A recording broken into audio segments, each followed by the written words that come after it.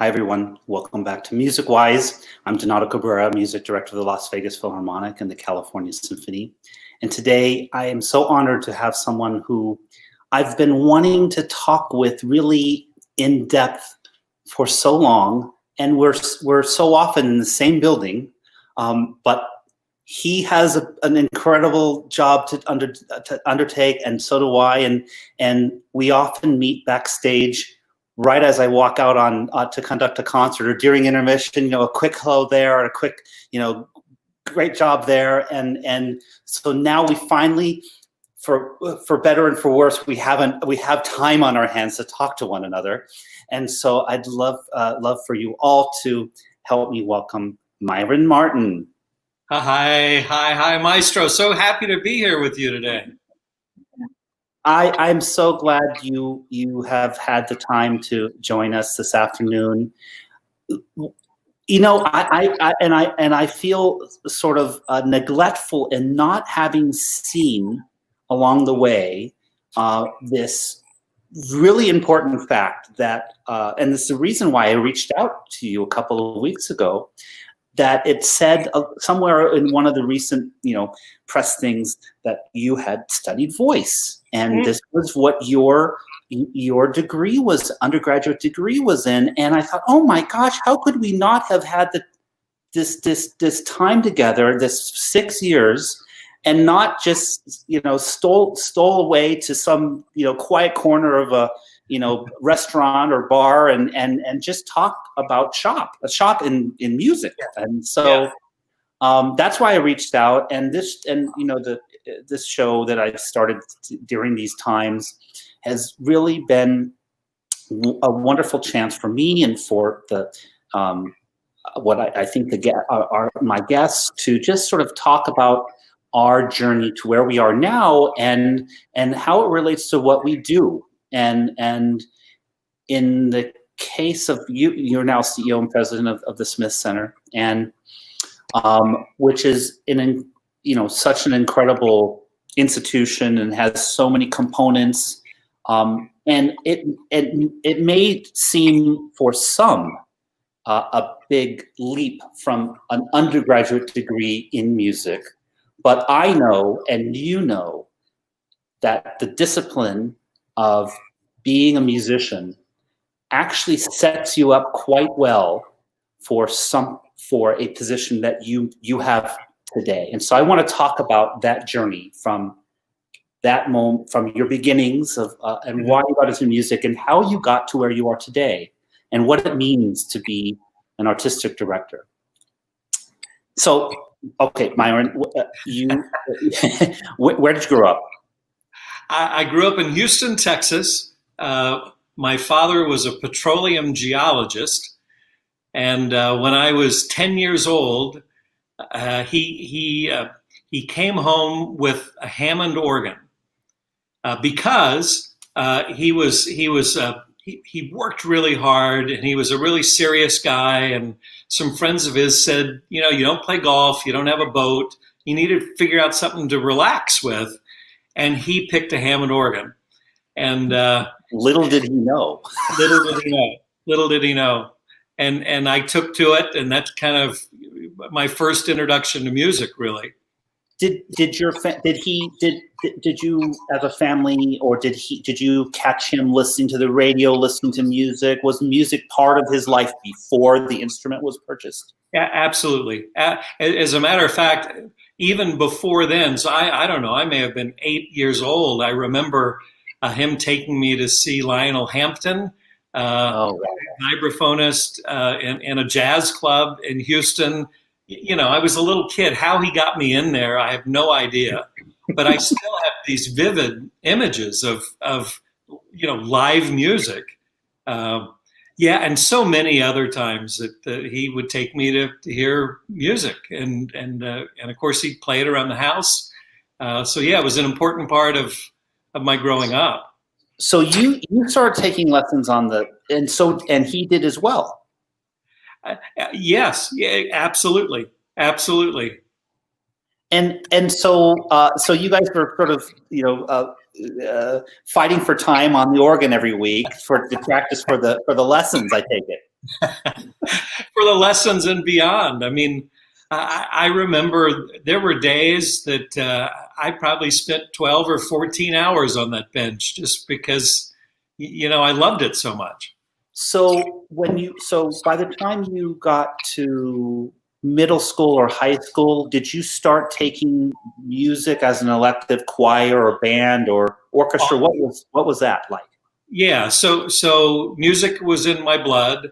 In junior high started in the choir, and as a matter of fact, between my 7th and 8th grade in junior high choir, we were selected to be ambassadors for the United States, and we did a 3-week tour, a singing tour of Romania and Czechoslovakia.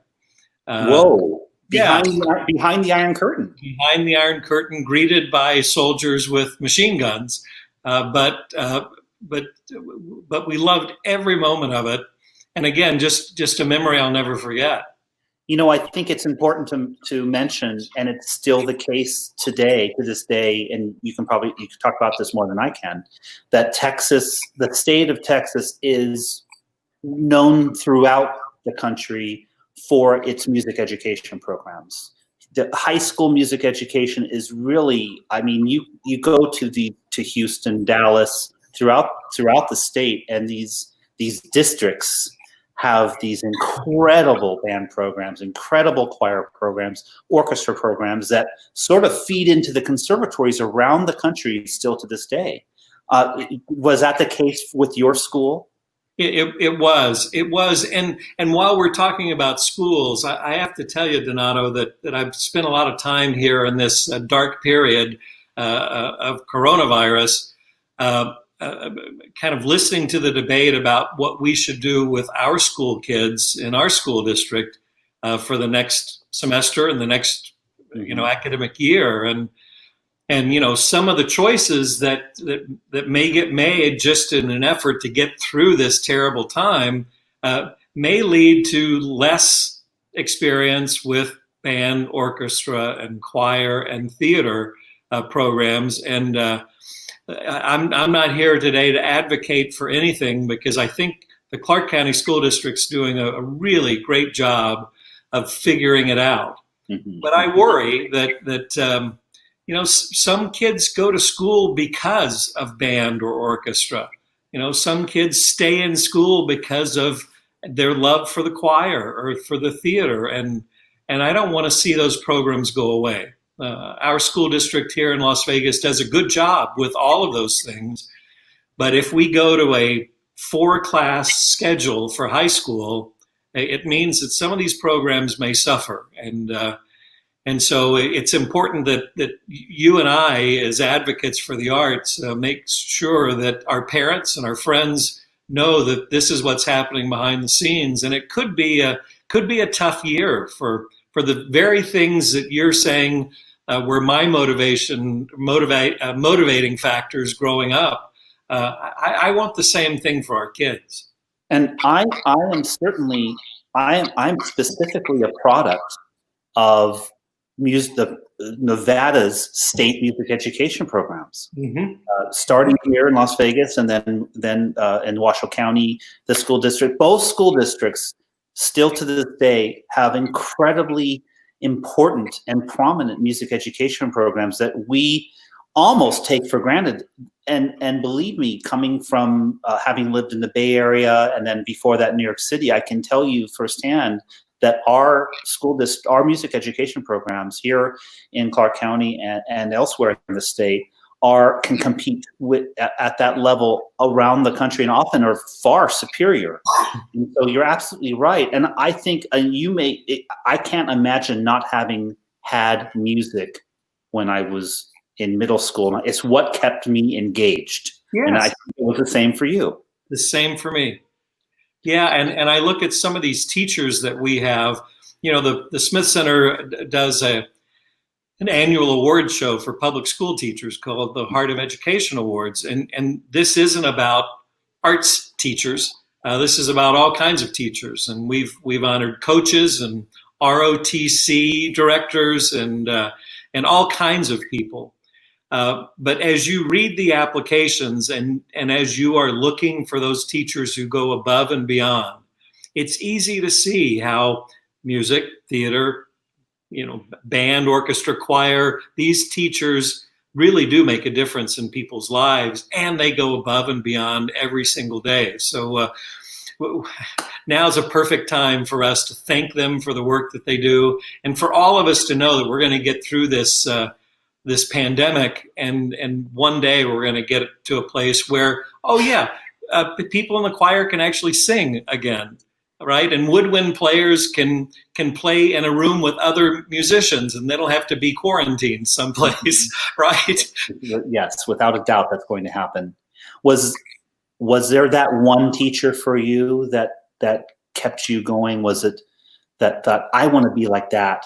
And who was that person? Well, I will tell you, there was more than one. I had two, believe it or not, I had two junior high choir teachers. Wow. Yes, you're right. Texas really embraced the arts back in my day. And so Miss Hinkle and Miss Scandrette, Scandrette was only 8th grade. Those were the two teachers that saw to it that I was one of the 30 kids that got to go on this singing tour. And we did things like we produced Broadway musicals on a junior high stage, like fully produced costumes and sets, and we built the sets. So they certainly sent me on a path.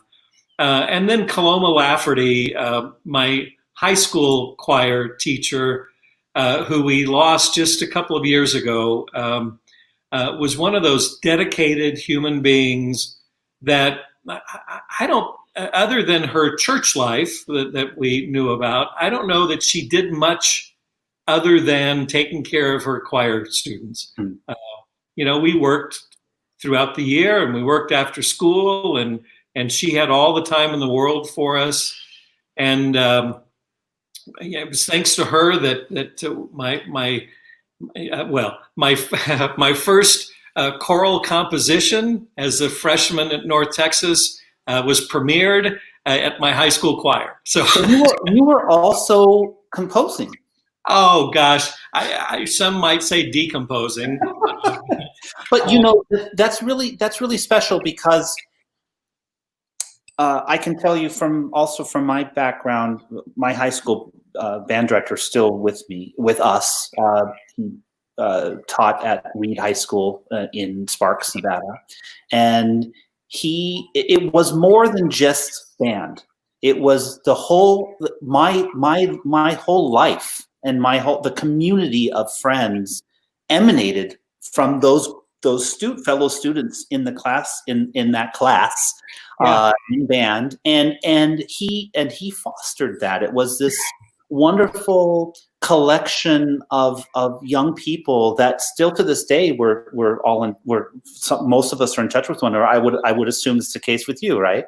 Yeah, it's so true. It's so true. One of my dearest friends from junior high, from the choir trip to Romania and Czechoslovakia, is a very, very successful songwriter in Nashville, and has written lots of #1 songs for people like Reba McEntire and others. I look back at that group of people who are still making music today. So you just mentioned North Texas, then North Texas State, now University of North Texas. So you were in Houston. Was that your goal? You wanted to go to North Texas State, or were there other places you were also interested in possibly going to? No, I was open to lots of ideas, and back then I remember Berkeley was on my list, Indiana was on my list, but being a Texan, growing up in Houston, the idea of being able to drive, albeit 5 hours to school and all, was kind of appealing to me at the time. And I'll be honest, I couldn't have picked a better school for me at that time. The music school was extraordinary, still is today, and it was a small town, so there was that. but we weren't all that far away from Dallas and Fort Worth and the Metroplex. So we could do all those kind of big city things when we wanted to. And just because it popped into my head, I will let you know that while at North Texas, my music experience expanded. I played, I don't know if you know about my baseball history, but I actually played for the Texas Rangers baseball team. You did? Yeah, ask me what I played. There has to be a catch there. What did you play, Myron? Yeah, I played the organ. So you were one of a couple of organists that would play for the games. Yes. Yeah, I was the year and a half that I played, I was really the only organist.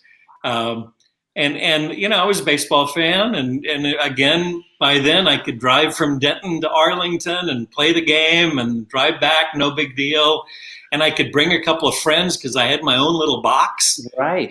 And I could feed them because, you know, I had access to the press lounge.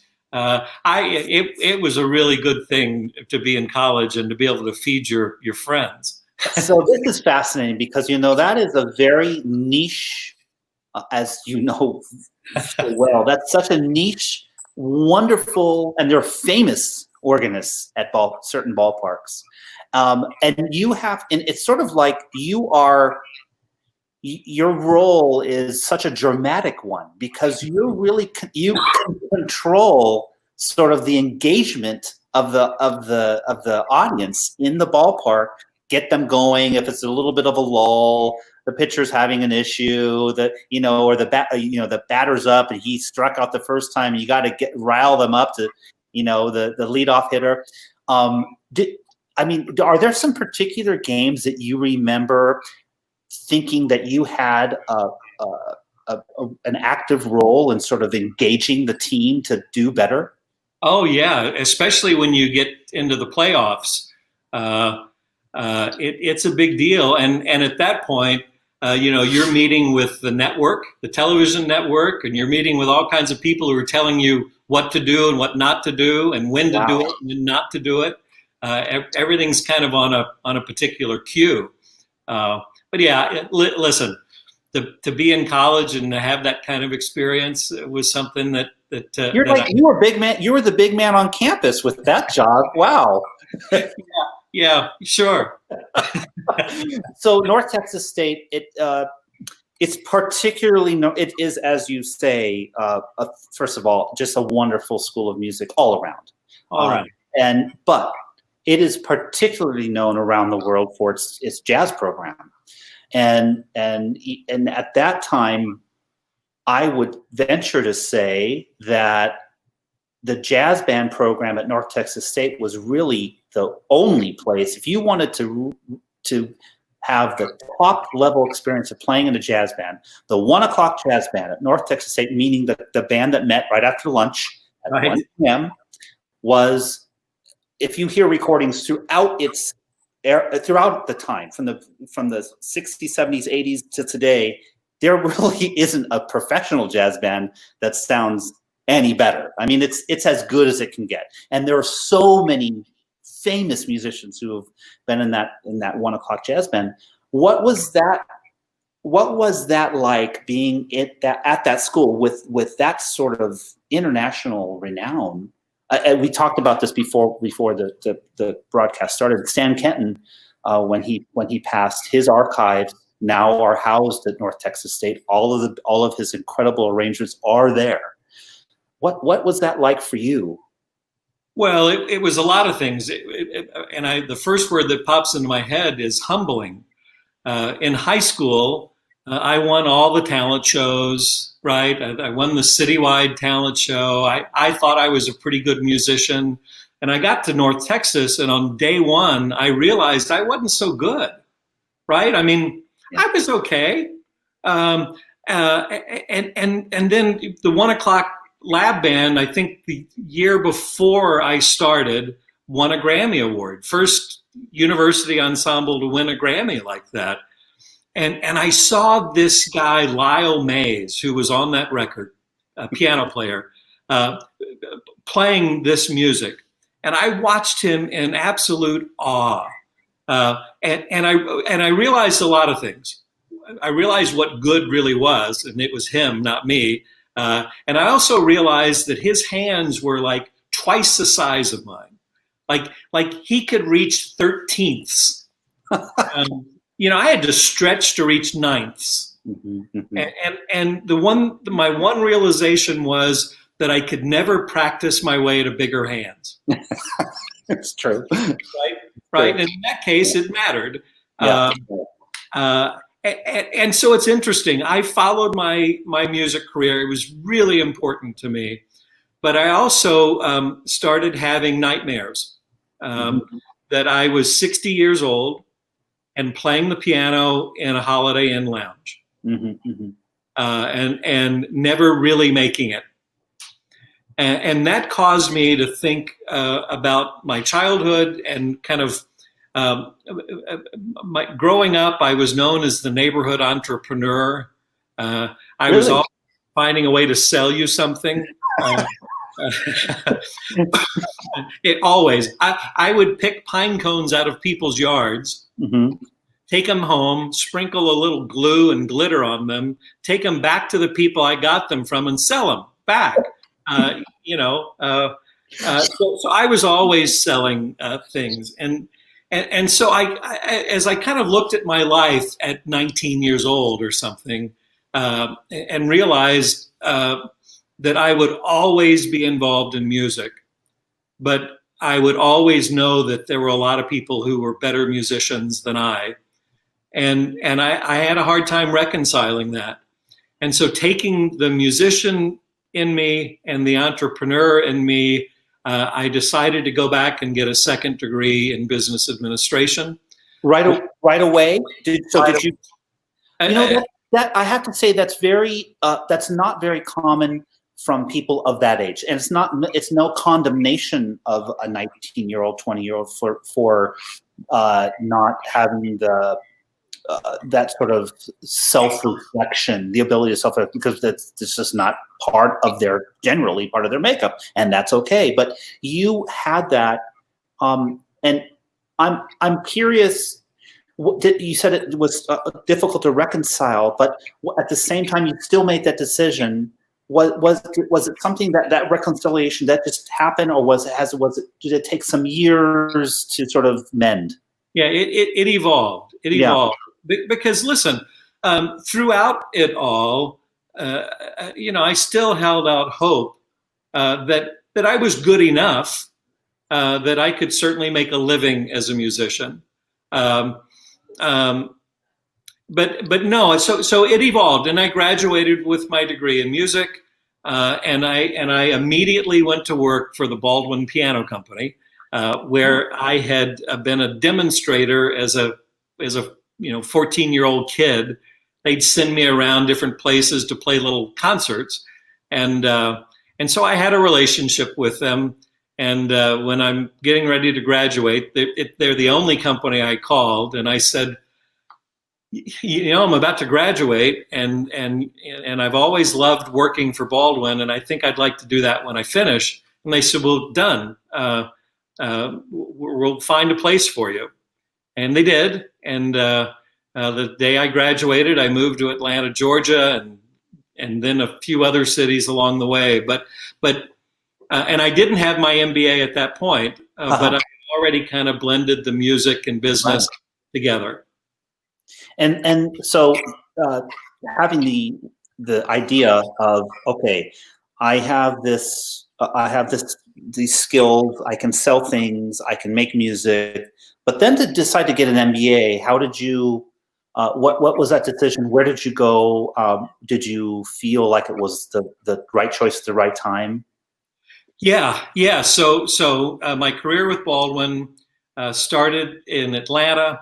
It went to Houston, then to Sacramento, and then to San Francisco, Chicago, New York. So those were my cities.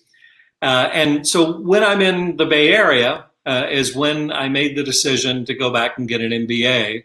And I went to the bosses at Baldwin and I said, I think this would be good for the company, and therefore I think you should pay for it. And they laughed at me. And then the next day they paid for it. Selling that pine cone. So I had their support, which was terrific. I did the executive MBA program at Golden Gate University in San Francisco, right there on Mission Street. And what it meant was that we met every other Friday and Saturday, all day long, for 2 years. And our class stayed the same, but our professors changed along the way. Two different professors per day. And that's when this notion of music and business and music as a business really started to form with me. So my thesis and lots of my work through that period with 18 other people that we were together, like I say, for 2 years, all of whom were smarter than I was. These were top executives at Apple Computer and Kaiser Permanente and really the big industry in San Francisco. I learned a lot from them, and that's another group of people I've stayed in touch with, which I appreciate. I was going to ask that. Yeah, Seems like another inflection point in your life that made a big change. Yes. Yeah. And listen, they all enjoyed kind of my feedback because, I came from a very different place than most of them. And they loved talking about, music and the concert business and touring and things that weren't part of their everyday lives. So it worked out okay. And they elected me class president, and I saw us through the 2 years of classes and negotiated with the professors to make sure that we, were getting what we were after. And I really had a great experience there. When you were living in San Francisco, do you remember any particular musical excursions that come to mind? Oh my gosh! So first of all, I lived. You know this because you know the neighborhood probably better than I do. But I lived in a place called Opera Plaza. Very well. In Van Ness, just kind of across from the Opera House and 2 blocks down from Davies Symphony Hall. So those were my places to go and be inspired. And I didn't have to park. I didn't have to drive. Didn't have to park. Just walk. Very important. Exactly. In the city, that's important. So there were many experiences in those buildings. I mean, my first time in the War Memorial was for a ring cycle. Yeah. Yeah. Okay. But everything and so many other experiences. Yoshi's Jazz Club was a place that I enjoyed, and you have to admit, San Francisco has something for everyone. Certainly true. So where were you when the idea of Las Vegas, of moving to Las Vegas, the kernel of that idea, where were you at the time, and what was that brought you here? So my longest time in any city with Baldwin was in New York, and I was there for about a decade. And I ran the concert and artist division, which meant that I managed the relationships with that 200 and some odd list of concert artists. I mean, back then it was Earl Wild. Wow. My favorite, Abby Simon, who passed away recently, who taught both at Juilliard and the University of Houston, a dear friend. And then jazz musicians, I had George Shearing, Dave Brubeck, Marion McPartland, and pop musicians, I had Billy Joel and Bruce Hornsby and all kinds of other people. So that was the life I was leading. I got to. Myron, sorry to stop you just there, but there's a name that we should. I think we should talk a little bit about, because he was so influential, and he was for a variety of reasons. He sort of was under the radar of the Horowitzes and and that's Abby Simon. And as you just mentioned, he did pass away not all of that long ago. Lived in Switzerland, I believe, Yes. most of his life, and was a man who, I think, if you had a Reader's Digest subscription at one point, or were to have had ordered the 101 best classical piano classical, you would know and would have recordings of Abby Simon in your library, maybe not even knowing it. And what was your interaction with him? Because he is truly a very special and important American artist. I have so many fond memories of time I spent with Abby. He was one of my closest friends during that time in New York. And at the time, while he always had the place in Switzerland, he always had a place in Houston, he always had a place in New York. And during that period, he was spending a good amount of time in New York. He had his studio at Juilliard was filled with concert pianists, and so he had a lot of work to do there. Oh my gosh! All right, so Abby is a guy. Here's my favorite memory of Abby Simon. He just played recital at Carnegie Hall. I go backstage, and his agent and I both walked in together. The door was still closed, but and there was a line of people wanting to say how great he was. But we went into the dressing room, and Abby comes out, and I said, "Abby, that was great." And he looked me in the eye, and he said, "Only great?" That's good. Right? That was Abby Simon. Because he was a perfectionist, and he was much better than great. He was an extraordinary musician. I didn't know that you had that connection to Abby Simon. When I read the New York Times article about his passing, of course, the name was very familiar to me, and I had heard some recordings, but I went back and went through all of the recordings that were available, especially his Chopin. And they're just as good as it gets. And they're really beautiful recordings. I'll share some recordings on this comment. Oh, good. Really important. Yeah.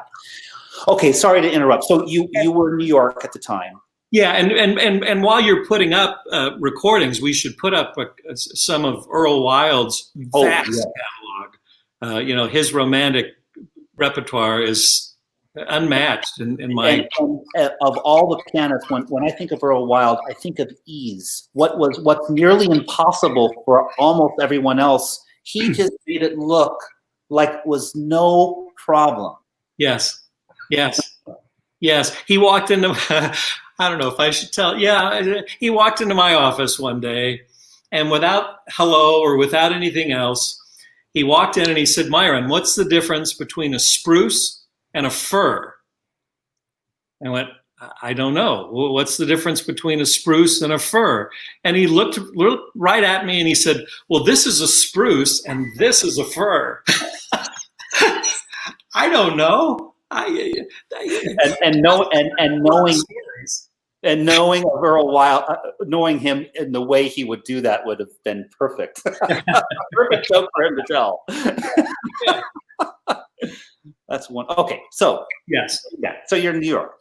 In New York, and really leading a pretty perfect life. I had no complaints whatsoever. And one of my clients previously had been Liberace. And I had been serving on the board of directors for the Liberace Foundation in Las Vegas. And after he passed, and after George, his brother, had passed away, and George's wife, Dora, was looking after the foundation that he created with his estate, when she started getting a little older, she said, we need to bring someone in to run this place. And at a board meeting, someone said, yeah, we need to find someone like Myron. And that turned into, we need to get Myron. And I said, wait, no, stop. I love serving on the board, but I love living in New York and being in the heart of the music business the way I am. I'm not moving to Las Vegas. And 2 weeks later, I started making plans to move to Las Vegas. And so I came here to run the Liberace Foundation for the Arts. Created scholarships all over the place, in all the great schools of music, but also places like the Fashion Institute of Technology, where we did a costuming scholarship because that was such a part of who he was. So that's what brought me to Las Vegas. So the directive of the foundation was really one of providing scholarship money for the primary objective. That's right. That's right. And so you're now, what year? When was that? When did you come to Las Vegas? 1997. 1997. And what was your intent? Thinking to yourself, you think, okay, I'll give this a shot. I'll run this foundation. Did you say I'll be here for a couple of years and then move on to the next? Or did you not? Did you just have an open book? Yeah, no, I had an open book, and I really had no preconceived. There wasn't a plan around. All right, I'm going to do this for 2 years and jump to something else. Mm-hmm. I came to do it, and I enjoyed it, and we grew the foundation, and we grew the number of scholarships we gave out, and we did all kinds of crazy things, like launched a line of Liberace stuff on the QVC channel on television, and so many of his CDs that we now owned outright and pressed ourselves, so we could sell those on QVC and make a pretty healthy profit. So no, I did it until UNLV called and said, we've been doing a search for someone to run our Performing Arts Center, and it's gone almost a year, and we're just not finding what we want, and we wonder if we couldn't entice you to come and do it, because we'd love to have you run our Performing Arts Center. And I said, no, I don't really think that's what I want to do next. But the first 2 years living in Las Vegas, the truth is, all I wanted to do was move back to New York. I missed music. I missed the whole scene in New York. And the thought that maybe I could help change Las Vegas by upping the cultural scene with Las Vegas's Performing Arts Center, Ham Hall at UNLV, actually became enticing to me. And so it wasn't long after that conversation that I made that change 4 years after moving to Las Vegas. I think one of the things that across the board, when people move to Las Vegas, they may have a lot of preconceptions about what Las Vegas is.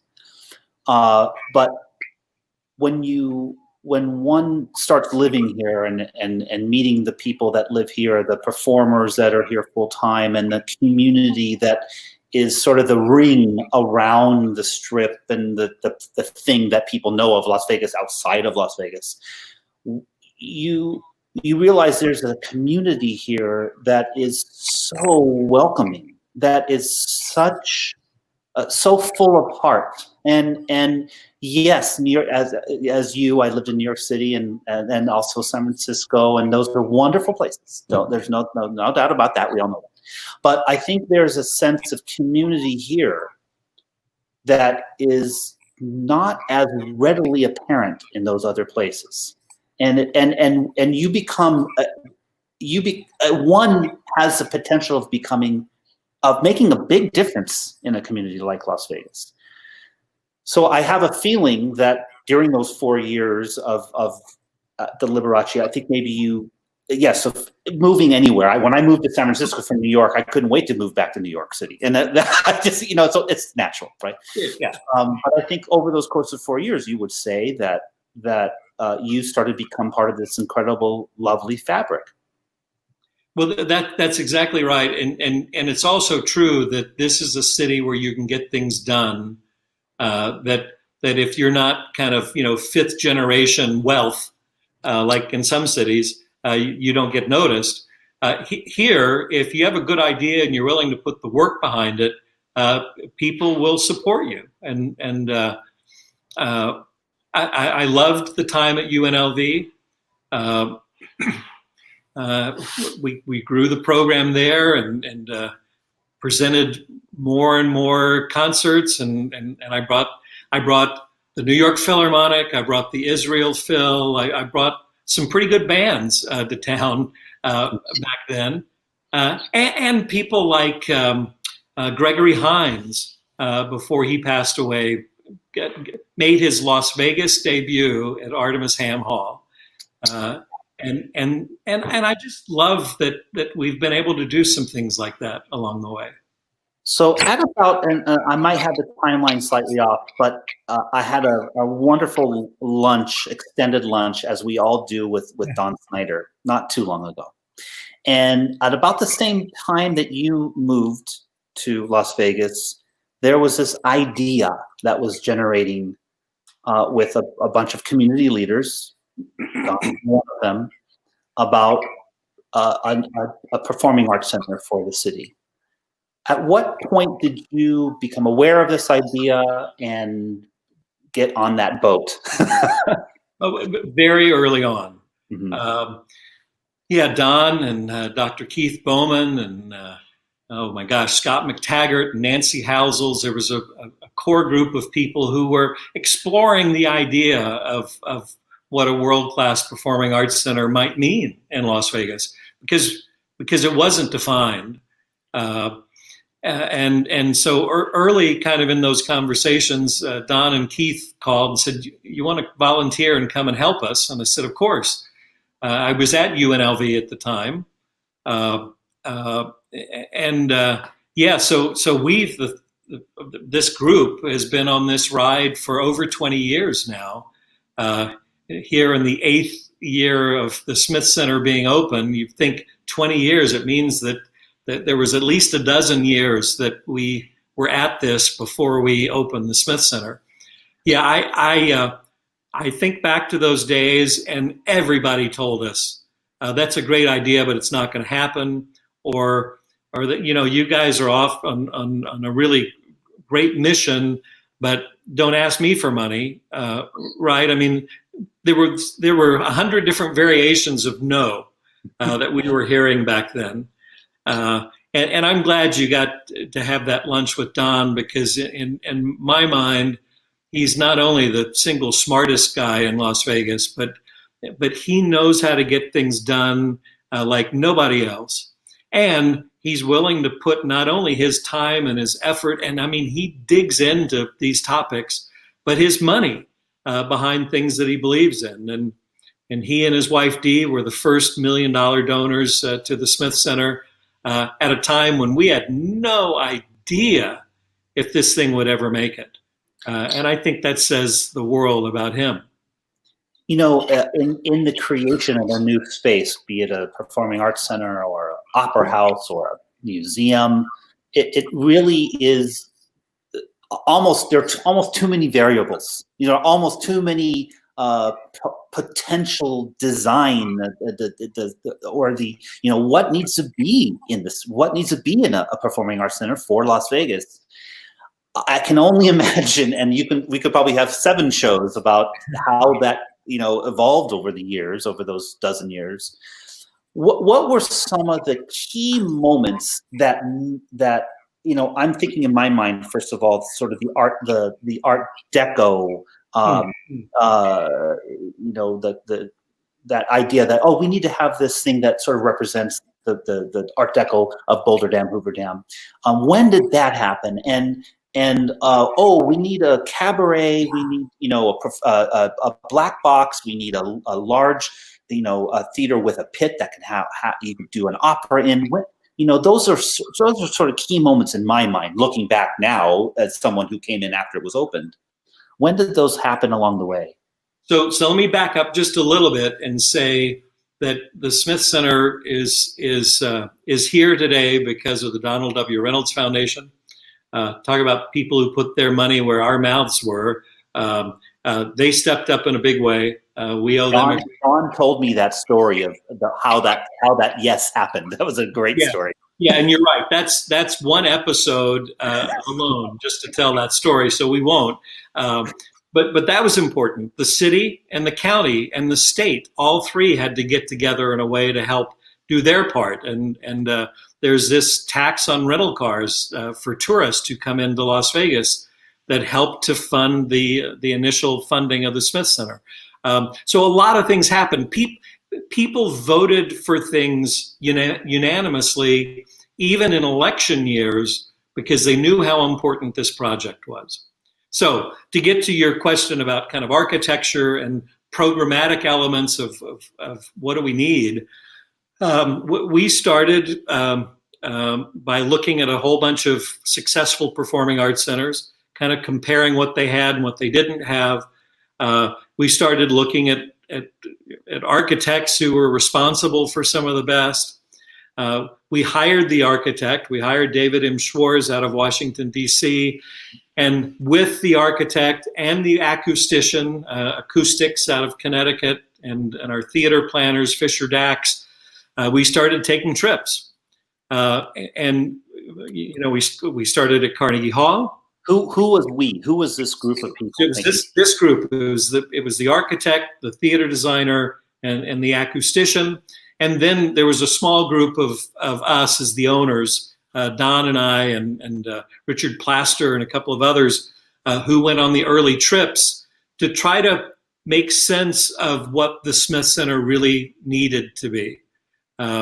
We knew that Las Vegas was a town where we're willing to tear things down in 20 years and start over, right? That's the history of the Strip. We also knew that the greatest performing arts centers, be it concert halls or opera houses, were built over 100 years ago and still running successfully today. And so we wanted to unlock kind of the keys to their success. And so we went to Carnegie, and we went to Lincoln Center and Kennedy Center, and we went to Bass Hall and Fort Worth and the great places all over the country. And we went to La Scala and La Fenice, and I could make the long list of the important buildings that are still operating today in Europe, and learned from all of them. We spent a weekend just exploring Broadway theaters. And part of that exploration was me with a notebook and a tape measure measuring the sizes of seats, because you hear the complaints about, right, that's so true. Seats are so small. All right, let's measure a few. So we did. And so it was all of those trips and thousands of photographs and thousands of pages of notes that led us to the program, the elements of what the Smith Center would become.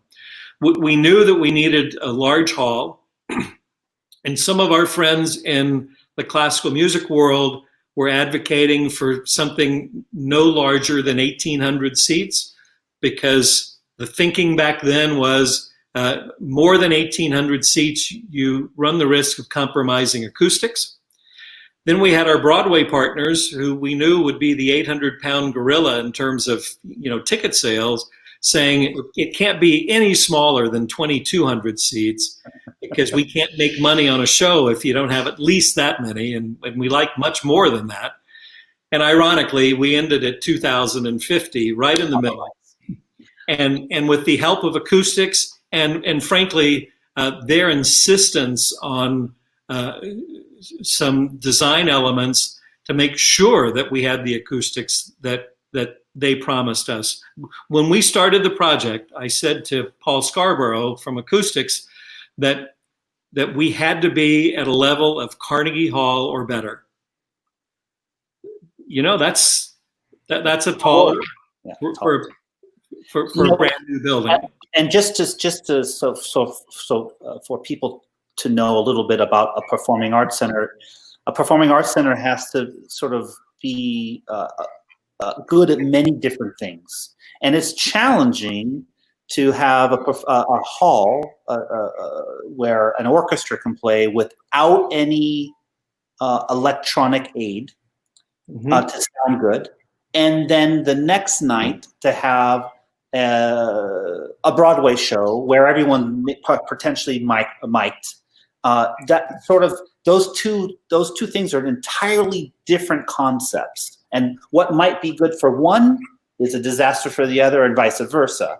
And so to have a space like Reynolds Hall that is good, very good for both, is really a testament to what you're mentioning. To quote Abby Simon, only good. Very good. It was absolutely stunning for both. Oh no, you're right though. I mean, the conventional wisdom 20 years ago is that a multi-purpose hall is a no-purpose hall. Mm-hmm. And then CAD design and lots of things in the world of acoustic design happened that allowed us to look at things a little differently. And when I say Paul Scarborough pushed, I was really, really advocating for the luxurious feel of a padded carpeting in the boxes on the box tier. Well, why not give the nice people a little luxury when they're in their box? And Paul Scarborough finally, and after weeks of conversation and kind of arm wrestling with him, he finally looked me in the eye and he said, "I can give you carpet." He said, "But I can no longer promise you Carnegie Hall or better." And when he put it in those terms, I didn't want carpet anymore, right? Yeah.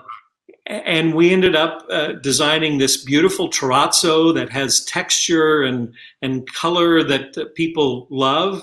And terrazzo is going to last for as long as the building lasts, which we liked as well. And it gave Paul that tiny little bit of extra reflectivity in those boxes that allowed him to be able to measure the acoustics that you, Maestro, care about. Tell me a little bit about how the idea of the Art Deco influence happened, because I'm sure you had multiple design possibilities. David Schwartz is hired as our architect. He calls me and he says, we architects like to start our design process by looking at context. And architects, when they say context, what they mean is, I want to look at the buildings that surround your building. Good luck with that. Yeah. And so I said, well, listen, come on out and I'm going to drive you around. But there are no buildings around our building. The Lou Ruvo Center was in process. The World Market Center was just kind of across the street. There was a railroad track along one side. It's, knock yourself out. Well, David teaches architecture at Yale. He's a really smart guy. And so he pulled back from it. He studied it. He had some of his students study it. And he came back to us and he said, Las Vegas became a city when the Hoover Dam was built. And during that period of time, this kind of masculine Art Deco was in vogue. And some of the most important buildings built in America during that period were Art Deco. He said, I want to use that as our inspiration. I want to use the dam as our inspiration to start this design. And he said, now, Las Vegas has a lot of faux buildings. You have an Eiffel Tower and you have a Sphinx and you have all of these places, including, a little portion of the exterior of the Palais Garnier, the Paris Opera House. Right. He said, so we can't do any of that. Right. We're not using acoustical foam. We're using real materials. And while we're going to start with Art Deco, we're going to update it in a way that makes it contemporary, not meaning modern, but right for today. Meaning, yeah, we want some windows, maybe a little more than they would have back in the 30s. And we want some other amenities. And that was his takeoff. That's how we started this architectural treatment, was by being inspired by the dam. I think it's the stroke of genius. I really, it's one of the things that when I started coming back and hearing, I heard from Yuzha Wang, by the way. I don't know if I've ever told the story. She had come here as a soloist with, I believe, Israel Philharmonic, or perhaps Cleveland, Israel. Yeah. I can't. Yes. And the following week, she was a guest at the San Francisco Symphony, and she was the one who told me about the fact that she had heard that the Las Vegas Philharmonic was looking for a new music director, et cetera, et cetera. And so I went on to the website, Smith Center website, and I saw this obvious ode to the Hoover Dam, and it really spoke to my heart that was brought back, because from my initial memories of Las Vegas as a child going to Hoover Dam are so strong. So it really is such a lovely touch. Just have to let you know that from a personal point of view. Thank you. So aside from why we're talking virtually in the moment we're in today, over the years, what has the Smith Center, has it fulfilled your vision? Are there things that you are looking forward in the future that you haven't been able to achieve just yet, or part of this plan? How does the Smith Center relate to you now, and what's your vision for it? So when we were dreaming about the Smith Center, we dreamt really big, right? I mean, what you see today is a building clad in limestone. The seats are covered in mohair fabric, and one day we can talk about how that came about. It is built like those buildings that inspired us, that have been around for over 100 years, because we built a building to last for generations. So we did. We dreamt really big. But I will tell you, the reality of the Smith Center is better than any dream I ever had. It is outperformed in every way, acoustically, operationally, just everything about it. I couldn't be happier with that design team that I described earlier and their work, and how the public has adopted the Smith Center as theirs. The story that I hear all the time that I like more than any other story is, the Smith Center has been such an important part of our lives that we don't remember a time that we didn't have the Smith Center. That's a good one. We've only been open for 8 years, but that makes you feel really good. Now, are there things that we still want to do? Absolutely. I mean, the truth is, up until February of this year, life was pretty good. Life right now at the Smith Center is tough. And we made the decision to go dark a little early in the process. And in fact, this week we furloughed 75% of our staff, which has kept me up at night an awful lot. And it's been an emotional experience for me. It's painful to see this group of people that has been called the dream team in arts management have to split up. And even those few that are sticking around are, for the most part, working from home and taking pay cuts. We're just getting through these tough times. And while we raised a lot of money to build the Smith Center, you don't see me kind of out asking people for money these days. But this is the time when I'm out talking to people saying, look, it costs money to run a dark building.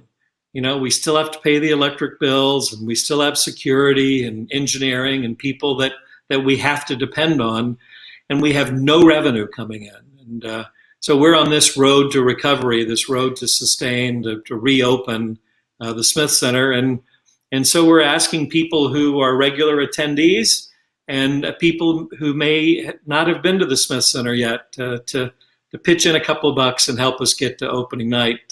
Once again, Donato, it's the most challenging, difficult, emotional experience I've ever gone through professionally. The fact that, I mean, you were supposed to be on stage here in the next couple of, no, we would have had 2 more concerts, and it's the same with the Las Vegas Philharmonic.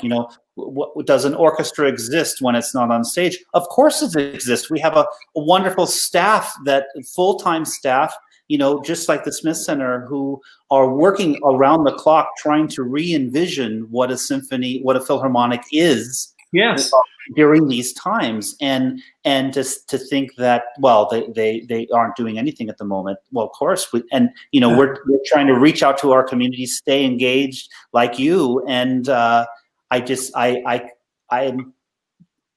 what I love about the relationship we have now, the Las Vegas Philharmonic and the Smith Center, but more importantly, what you, Lacey, and I, Jerry, all of our cultural leaders, we have this bond, and we have what kept you in Las Vegas all those years ago, and what I so love, so dear to us, is that we have this family of people that love the arts, either through their support or through how they engage with it. And of course, the Smith Center is the home for where we present this incredible art form. In my case, these wonderful symphonies, and in your case, how you've done such a wonderful job of presenting all of the things that happen at the Smith Center. It's so special. So we miss you. We miss you. It breaks my heart that we're not doing Las Vegas Philharmonic concerts. And by the way, you're right. Jerry and the whole team there is terrific, as are our dear friends at the Nevada Ballet Theater, who we also miss. Beth is having to deal with these same things that you and I are dealing with. But listen, Nashville Symphony, as you know, announced a week ago that they are closed completely until July of 2021. Mm-hmm, mm-hmm. I think it all depends on each community's arts organizations have to deal with this current situation in its own particular way. But what I am so inspired by are our communities, Las Vegas community's response to keeping our art forms alive. With the Smith Center, with the Las Vegas Philharmonic, with the Nevada Ballet, and with all of the other incredible avenues and artist organizations, it's going to survive. While it's tough right now, I am so confident, so optimistic for the future. Oddly, not oddly actually, but no, I'm totally with you. I just think, so many of us are pushing to let's just find an angle. Let's find a way to get around what the governor's saying, or let's find a way to perform, even if it's to plants. Nice mention to Barcelona. Yes. Thank you. But what people don't realize is that there were stagehands and there were camera operators and there were other people in that room. And we're taking the very conservative approach. And so my pledge to you is that the Las Vegas Philharmonic is going to be back in Reynolds Hall. And when that time comes, we will have found new ways to disinfect and to sanitize and to do all kinds of things that maybe we didn't even think about as carefully as we are today. But we're going to rethink a lot of things operationally to make certain that your home in Las Vegas is even better than ever. Well, I am personally so thankful that you've joined us for this hour. As I suspected, we will continue this for hours to come offline. But what you've shared with us today it's so special to hear your journey to where you are today, and we're so thankful that you have stayed in this community, that you have been such a leader, and to show us through your commitment. An incredible building was built, and that is my just eternal thanks to you, Myron, and thank you. It was a group effort, and we have a lot of people to thank. But the reason why we exist is so that we can present great music and theater and dance to a wonderful community. Well, with that, ladies and gentlemen, thank you so much for joining us for this hour. It's been a very special hour, very meaningful. And thank you, Myron, again. And until we see each other in person, it can't happen soon enough. Thank you. Cheers.